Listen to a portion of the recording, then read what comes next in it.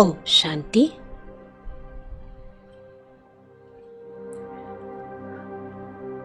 பிராமண குழந்தைகளாகிய எல்லாருக்குமே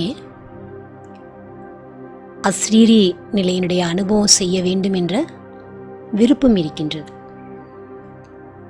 அஸ்ரீரி ஆகணும்னு ஆசைப்படுறோம். ஆனால் அஸ்ரீரி நிலையில் நம்மால் இருக்க முடியல. அஸ்ரீரி பயிற்சியினுடைய அனுபவம் எப்படி செய்கிறது அப்படின்ற கேள்வி நிறைய பேருக்கு இருக்குது. நம்ம வரும்போது அஸ்ரீரியாக தான் வந்தோம். ஆத்மா போகும்போதும் அஸ்ரீரி ஆகி தான் போக போகுது. அப்புறமும் நம்மால அந்த அஸ்ரீரி நிலையில ஏன் நிலைச்சிருக்க முடியல? என்ன காரணம்? என்ன காரணம்? ஏன் நம்மால அந்த அஸ்ரீரி நிலையினுடைய அனுபவம் செய்ய முடியல? யோகால உட்கார்ந்தா அஸ்ரீரி ஆக வேண்டும் இல்லையா? இப்போ காரணம் பார்க்கும்போது 84 பிறவிகளா ஆத்மா இந்த சரீரம் என்ற ஆடையை எடுத்து எடுத்து தன்னை சரீரம் என்றே நினைக்க ஆரம்பித்து விட்டது. நான் ஆத்மான்றதையே மறந்து போயிட்டது. சொருவமாயிட்டது.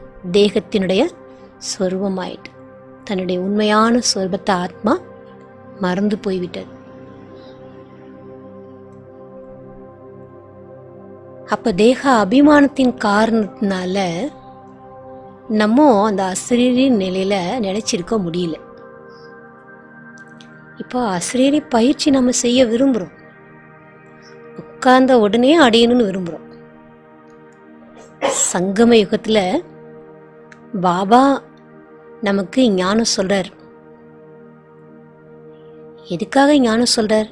இந்த அஸ்ரீரி நிலையினுடைய அனுபவத்தை நம்ம ஆத்மா செய்யணுன்றதுக்காகத்தான் பாபா ஞானமே சொல்றார். இன்றைக்கு கூட பாபா முரளியில் என்ன சொன்னார்? குழந்தைகளே, எப்போ உட்கார்ந்தாலும் நான் ஆத்மா உட்கார்றேன், ஆத்மா அபிமானி ஆகி உட்காருங்கள் என்று சொன்னார் இல்லையா? தேகி அபிமானியாக இருக்கக்கூடிய குழந்தைகள் தான் ஈஸ்வரிய சம்பிரதாயம்னு பாபா சொல்றார். இப்போ நான் ஆத்மா இந்த காது மூலமாக கேட்டுட்டு இருக்கிறேன். அந்த உணர்வு நமக்கு ஞானம் கேட்கும்போது எவ்வளவு இருந்தது. இன்றைக்கு நம்ம அஸ்ரீரி பயிற்சி செய்யறதுக்கு முன்னால இந்த அஸ்ரீரி நிலையினுடைய அனுபவத்தை நம்ம அடைவதற்காக முதல்ல நாம பாபா ஹோம்ஒர்க் கொடுத்தார் இல்லையா? அவ்யக்த வாணியில எல்லாருக்கும் நினைவு இருக்கும். டெய்லி ஒரு நாளைக்கு 8 முறை பயிற்சி செய்யணும். 5 ஸ்வரூபத்தினுடைய பயிற்சி.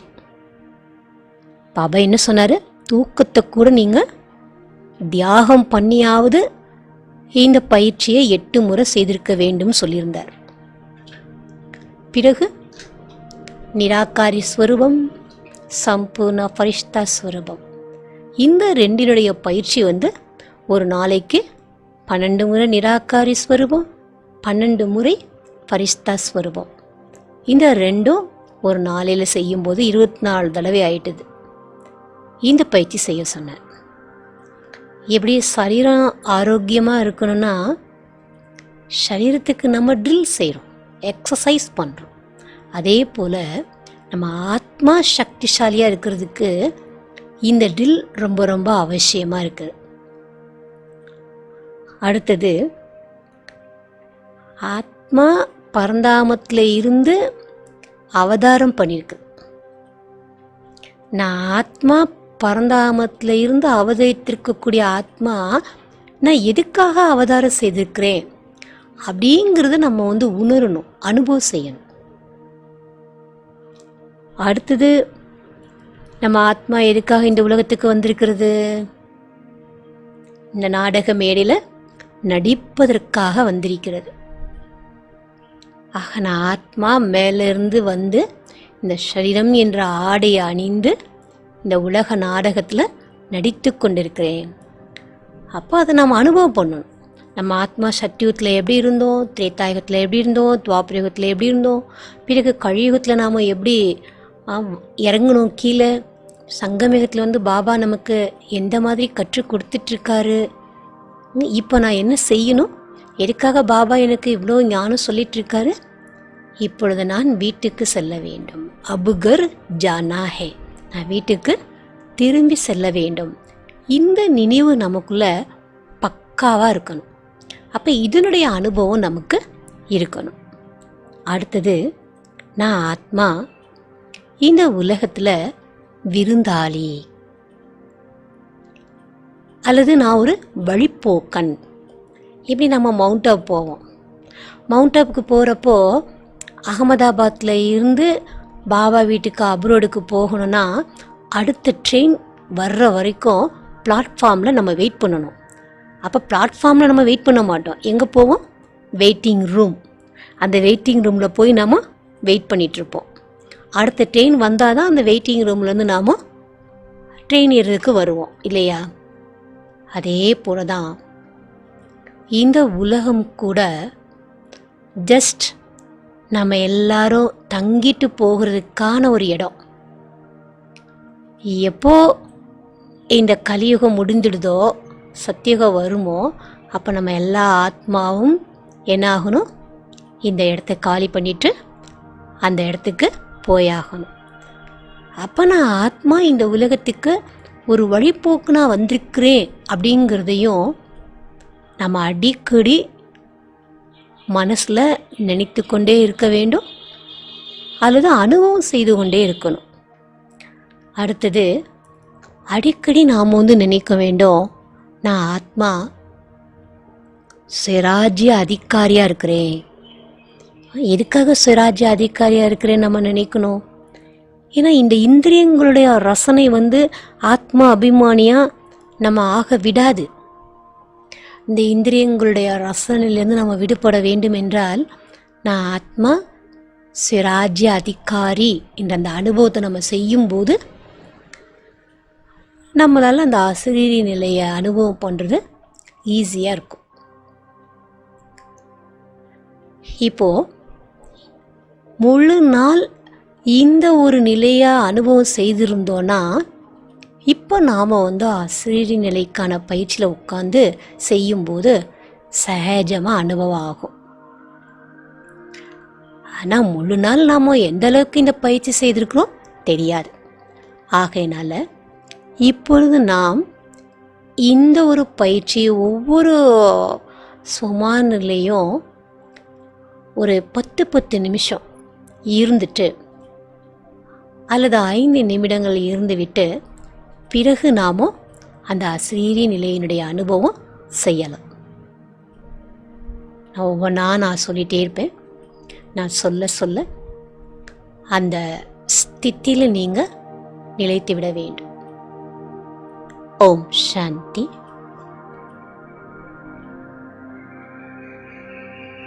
முதல்ல நாம 5 ஸ்வரூபம்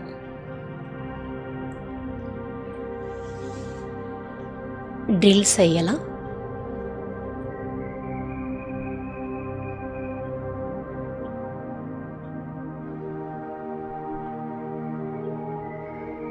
பூர்வ மத்தியில் ஆத்மா பிரகாசமாக இருக்கிறத அனுபவம் பண்ணுங்க.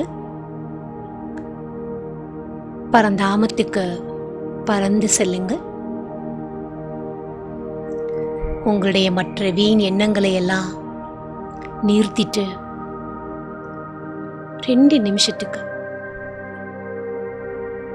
பரந்தாமத்தில் சிவ பாபாவுக்கு பக்கத்தில் போய் உட்காந்து நான் அசரீரி ஆத்மா என்ற அனுபவம் செய்யுங்கள்.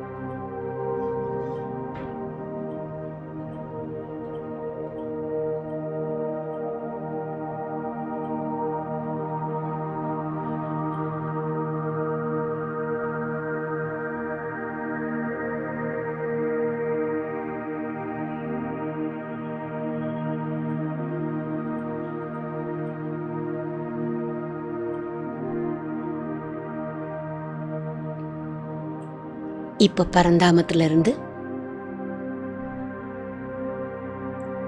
சூட்சமதனத்துக்கு இறங்கி வாருங்கள்.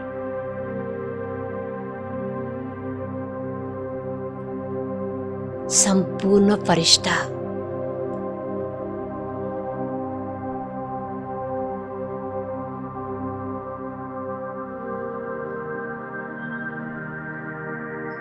வைரத்தை போல் ஜொலிக்கக்கூடிய பிரகாசமான ஆடையை அணிந்து பாப் தாதாவுக்கு முன்னால அமருங்கள். பாப் தாதாவிடமிருந்து சக்திகளினுடைய கிரணங்கள், அனைத்து குணங்களின் கிரணங்கள் தனக்குள் நிறைவதை அனுபவம் செய்யுங்கள்.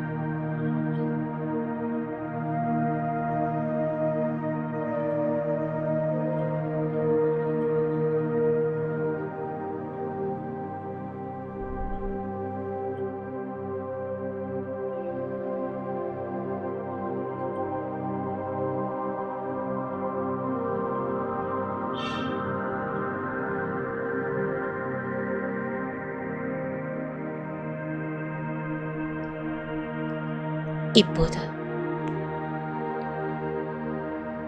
தன்னுடைய சத்தியுக சுயராஜ்யத்திற்கு இறங்கி வாருங்கள். சத்தோ பிரதானமான உலகத்தில் சத்தோ பிரதானமான இயற்கையின் சுகத்தை அனுபவம் செய்யுங்கள்.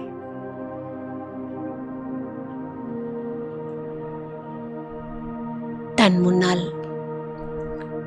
சத்தியுகத்தின் காட்சியை தெளிவாக பாருங்கள். இரட்டை கிரீடம் அணிந்து ராதா கிருஷ்ணரோடு நீங்கள் விளையாடுவதாக அனுபவம் செய்யலாம். பழங்கள் சாப்பிடுவதாக அனுபவம் செய்யலாம்.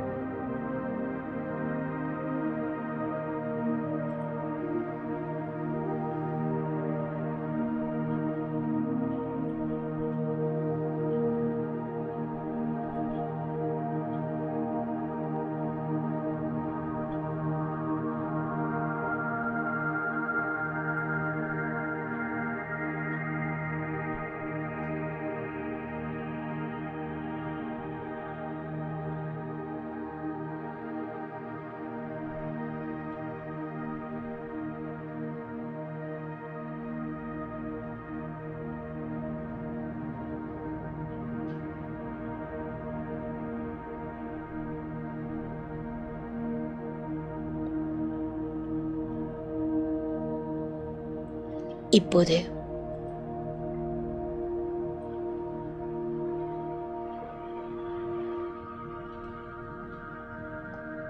பூஜைக்குரிய ஸ்வரூபம்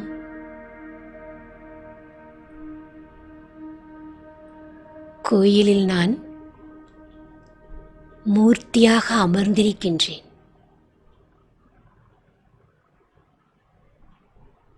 என் முன்னால் என்னுடைய பக்த ஆத்மாக்கள் என் தரிசனத்திற்காக காத்து கொண்டிருக்கின்றனர்.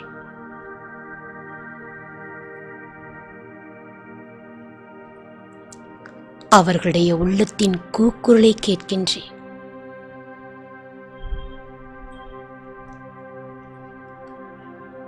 அவர்களுடைய மன விருப்பங்களை அனைத்தையும் பூர்த்தி செய்கின்றேன்.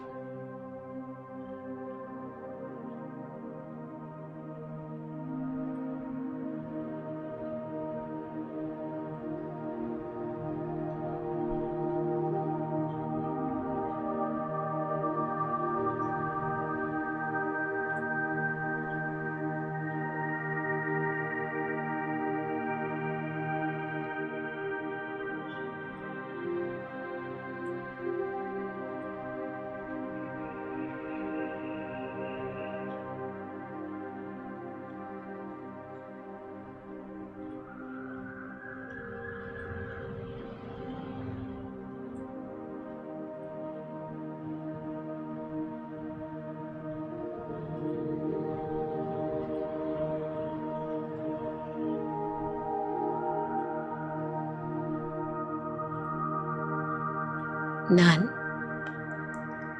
சங்கமயுக பிராமண ஆத்மா.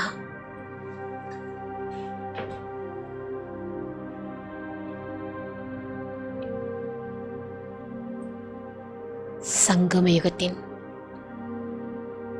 பாக்கியத்தை நினைத்து பார்க்கின்றேன்.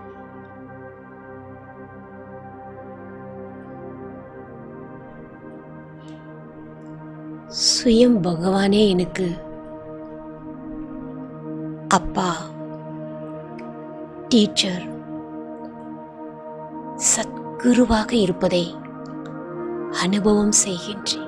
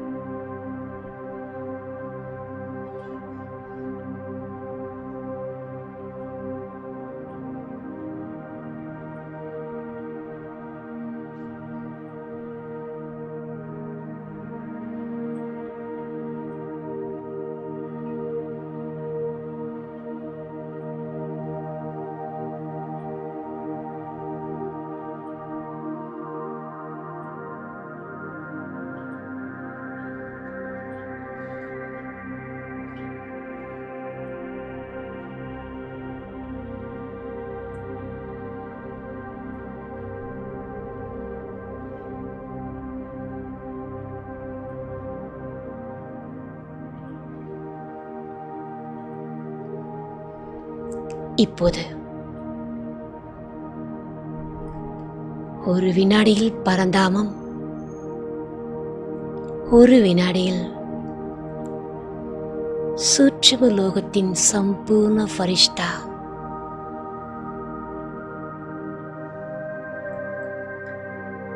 இந்த ட்ரில் 12 முறை இப்பொழுது அனுபவம் செய்ய வேண்டும்.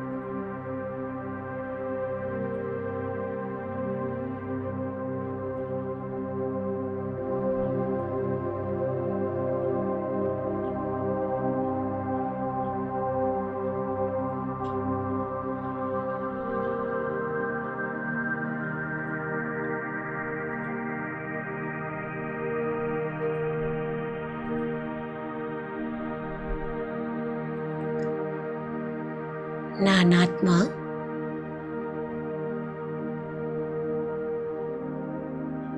பிரகாசிக்கக்கூடிய மணியாக இருக்கின்றேன்.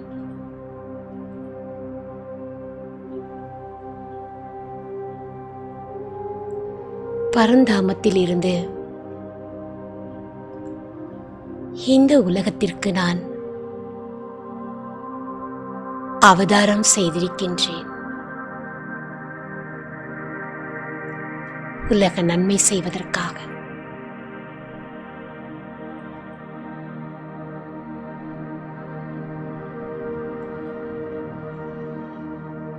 ஆத்மா பரந்தாமத்திலிருந்து அவதரித்திருப்பதை உணருங்கள்.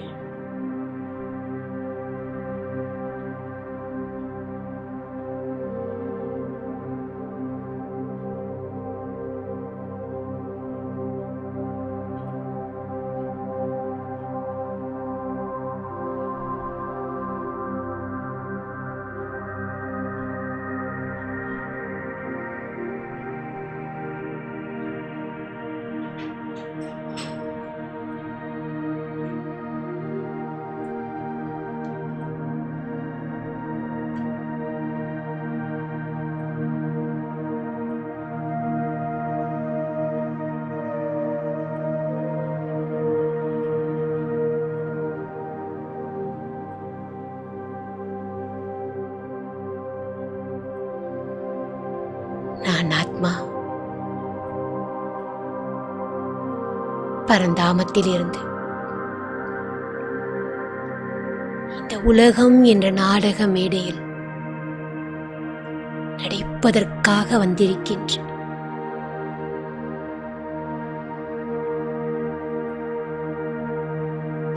இந்த உடல் எனக்கு ஒரு ஆடை.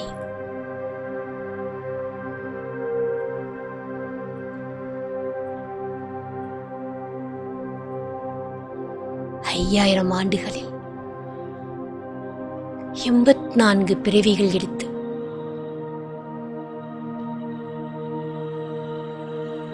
இப்பொழுது என்னுடைய கடைசி பிறவிக்கு வந்திருக்கின்றேன்.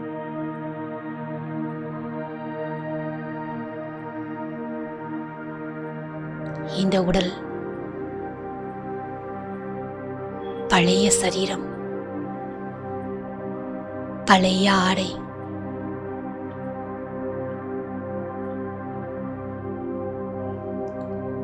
அழியக்கூடிய இந்த உடலை விட்டுவிட்டு என் சொந்த வீட்டிற்கு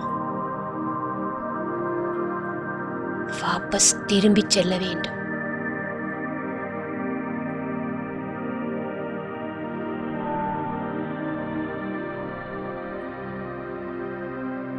உங்களுடைய 84 ஜென்மத்தை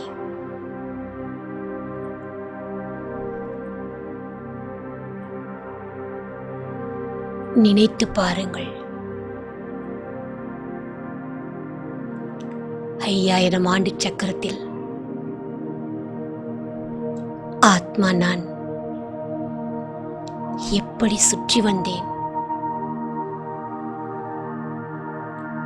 இப்போது நான் வீட்டிற்கு திரும்பி செல்ல வேண்டும் என்பதை பக்கா செய்யுங்கள்.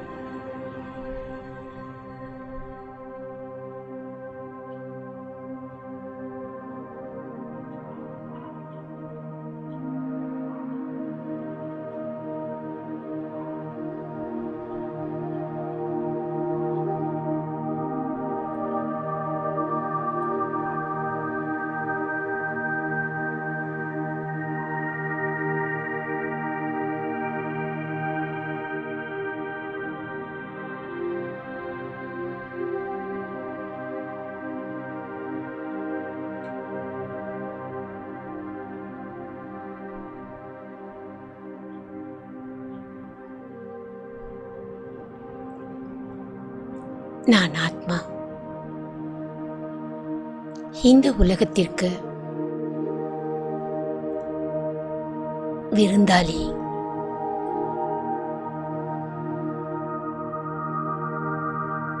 வழிப்போக்கனாகவும் இருக்கின்றேன்.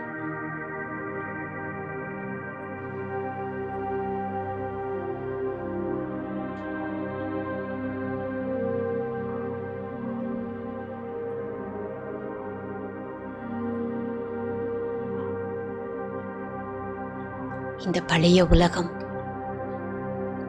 இப்போது அழியப் போகின்றது.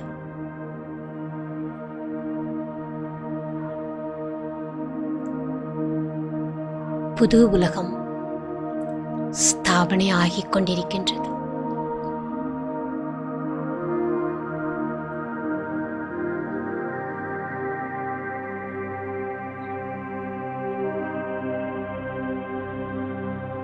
சிறிது காலத்திற்கு மட்டுமே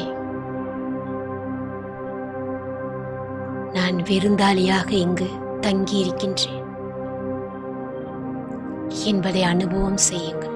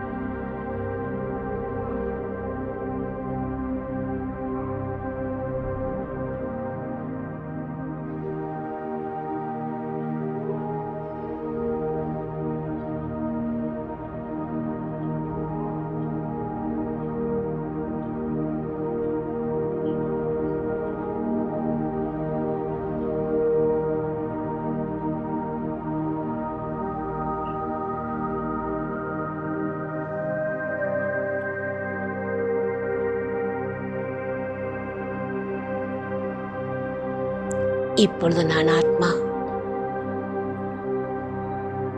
என் நெற்றியில் 2 புருவங்களுக்கும் மத்தியில் நட்சத்திரத்தைப் போல பிரகாசமாக மின்னிக் கொண்டிருக்கின்றேன்.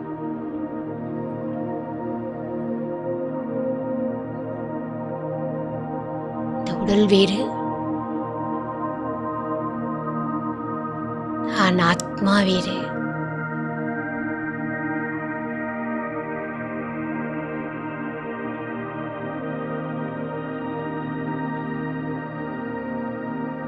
நான் ஸ்வராஜ்ய அதிகாரி ஆத்மா.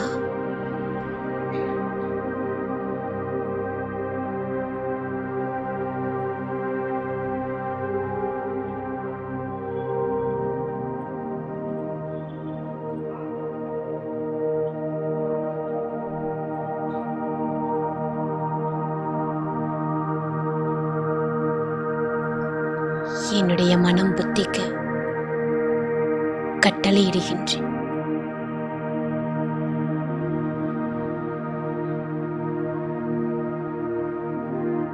தன்னைத்தான் கட்டுப்படுத்தும் சக்தி,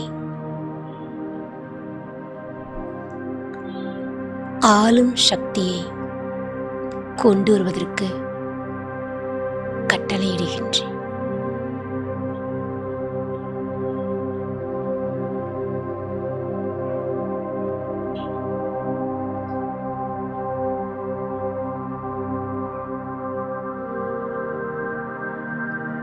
நான் ஆத்மா ராஜா சொல்வதை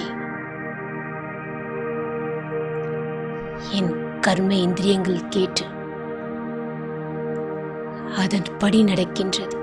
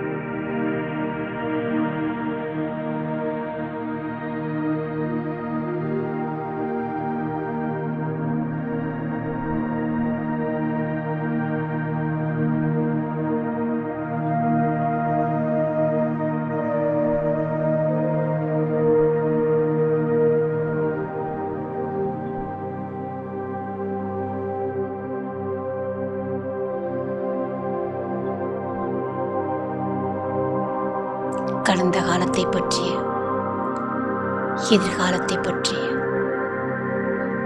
எந்த விதமான எண்ணங்களும் இப்பொழுது எனக்குள் இல்லை.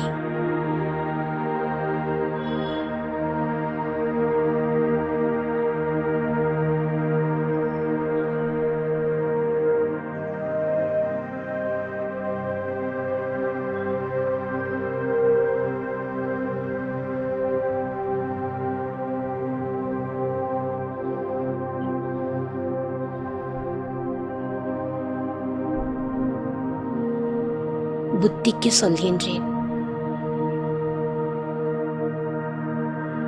ஒரே ஒரு பாபாவை மட்டும் ஒரே சீரான நிலையில் பார்த்து கொண்டிருப்பதற்கு கட்டளையிடுகின்றேன்.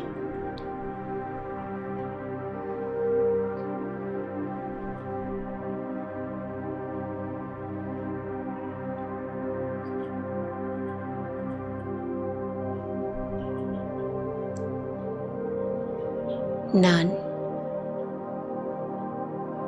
மிக லேசாக இருக்கின்றேன்.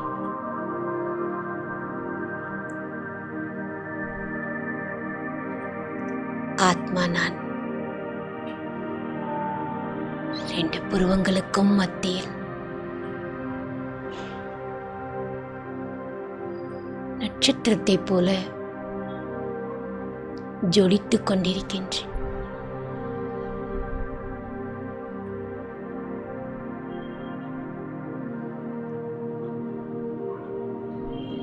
உடல் வேறு, நான் ஆத்மா வேறு.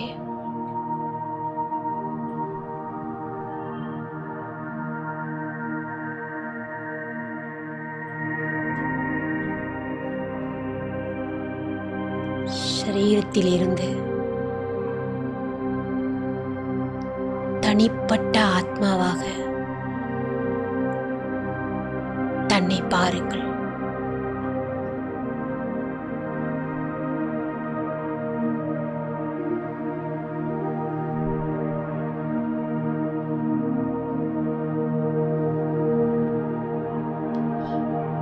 தேகம் என்ற உணர்வை மறந்து கொஞ்சம் கொஞ்சமாக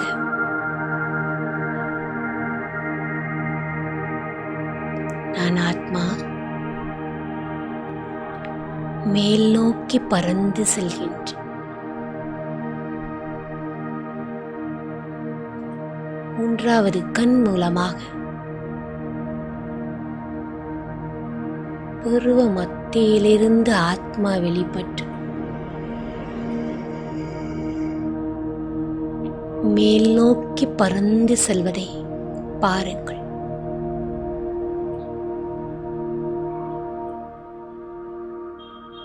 பறவையைப் போல நான் ஆத்மா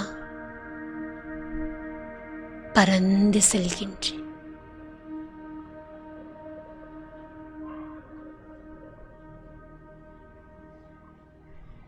மேலே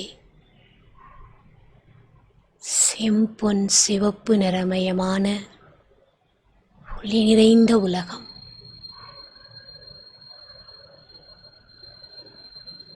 என் ஆத்மாவிற்கு சொந்தமான வீடு.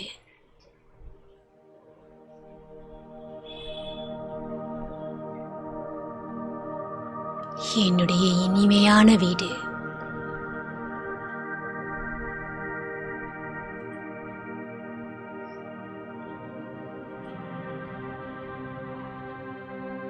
என்னுடைய சொந்த வீட்டிற்குள் செம்பொன் சிவப்பு நிறமயமான ஒளி நிறைந்த உலகத்தின் இனிமையான அமைதியை அனுபவம் செய்கின்றேன்.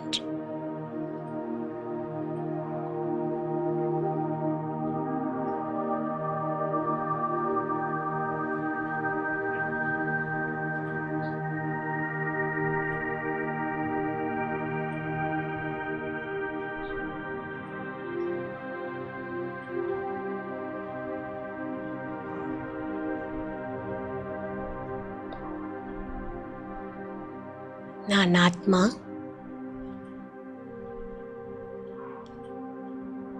என்னுடைய இனிமையான தந்தை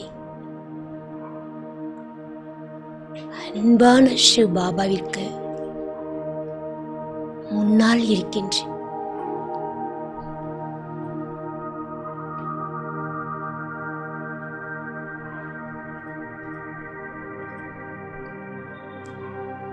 ஞான சூரியனாக சிவ் பாபா மிக பிரகாசமாக இருக்கின்றார்.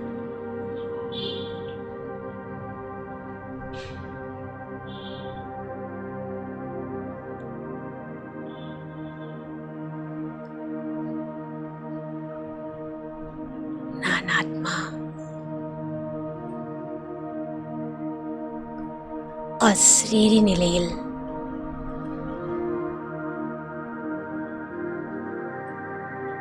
பாபாவினுடைய சக்திகளை அனுபவம் செய்கின்ற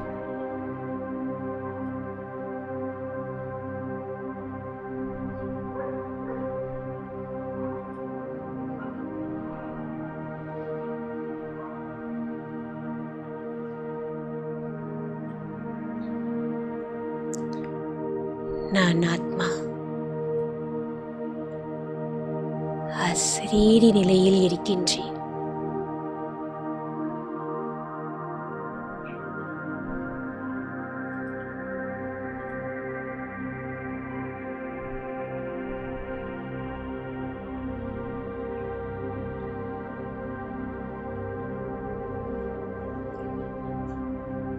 பிரகாசமாக மின்னிக் கொண்டிருக்கின்றேன்.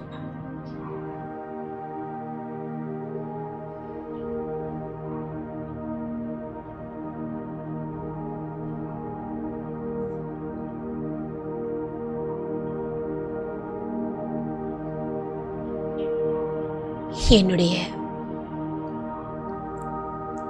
ஆதி அநாதி ஸ்வரூபத்தில் நிலைத்து இருக்கின்றேன்.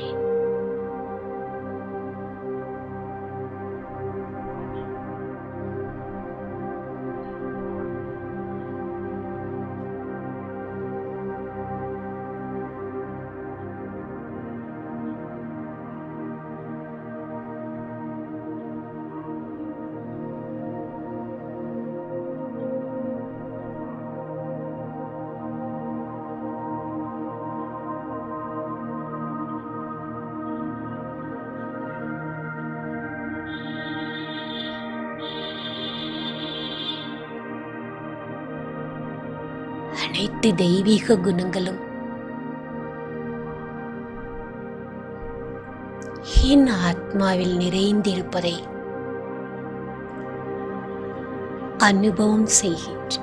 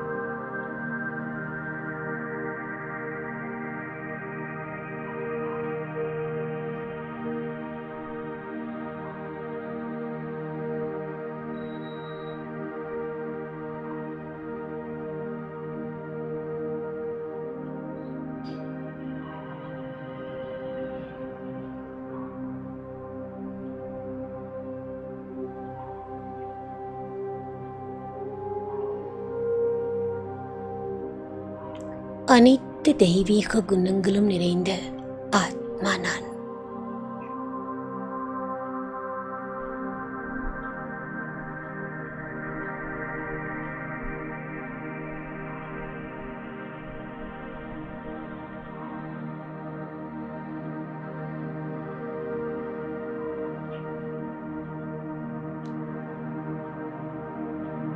என்னுடைய பழைய சன்ஸ்கார், கடினமான சன்ஸ்காரம் ஆத்மாவில் மர்ஜாகுகின்றது.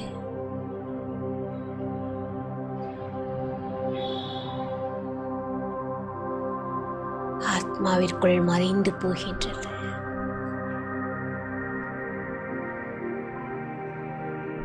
அழிந்து போகின்றது.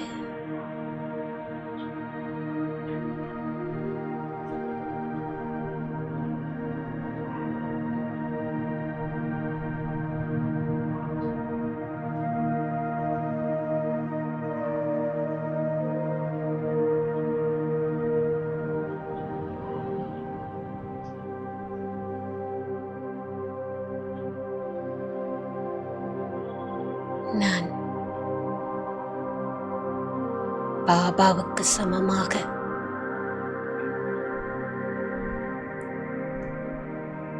மாஸ்டர் சர்வ சக்திவானாக என்னை உணர்கின்றேன்.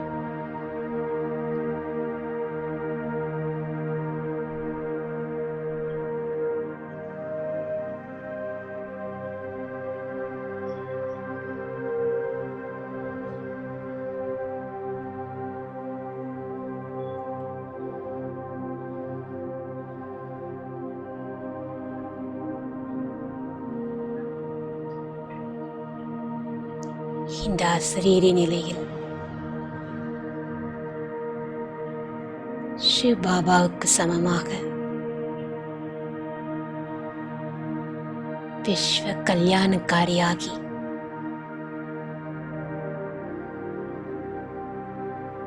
சக்திகளை நாலா பக்கமும் பரப்பிக்கொண்டே இருக்கின்றேன்.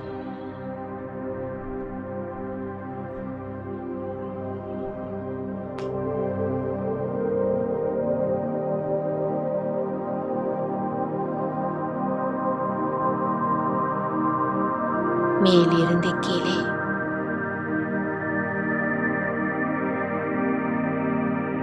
சக்திசாலியான கிரணங்களோடு இறங்கி வருகின்றேன்.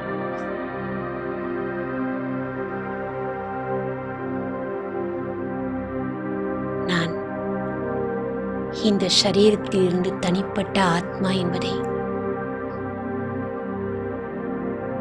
அனுபவம் செய்கின்றேன்.